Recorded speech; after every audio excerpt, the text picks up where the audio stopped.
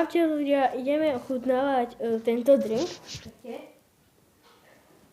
Tento. OXO. Neviem to povedať, ale ok. ICTH a je to príchuť citrón. Ako čaj. Vidíte tam tie listy, ale dobre. A ukážeme si farbu.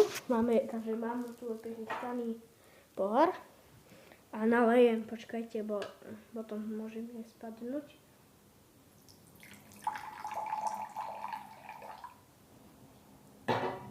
No, takáto farba taká vínová, taká, no, takže ochutnávame. Test, neochutnávka, test, to som sa pomýlil, no to ochutnávame.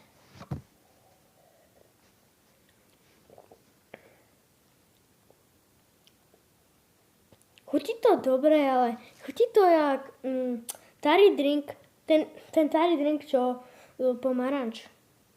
Čo je pomaranč.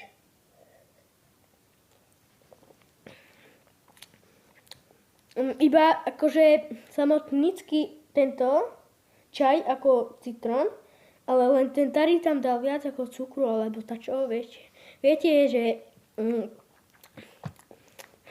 neviem to povedať, ale potom si kúpte tari drink, toto citrón, lebo ja si kúpim a urobíme toto, že aký je lepší, že tento, lebo tak. Neviem, ale tak kedy toto tak urobím. No tak dávajte takto lajky a dávam tomu lepšie, ak ten tari drink malina.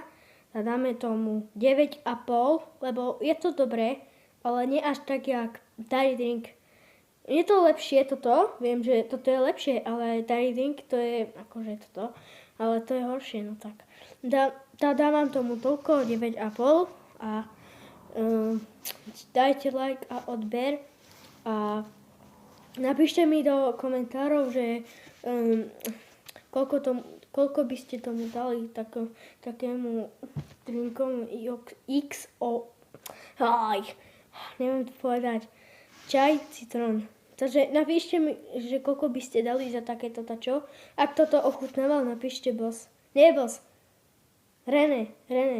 Hej, napíšte René a srdiečko. Potom by som, ak toto napíše, dostanete srdiečko. Aj od dve. Takže čus, pozdravujte vám.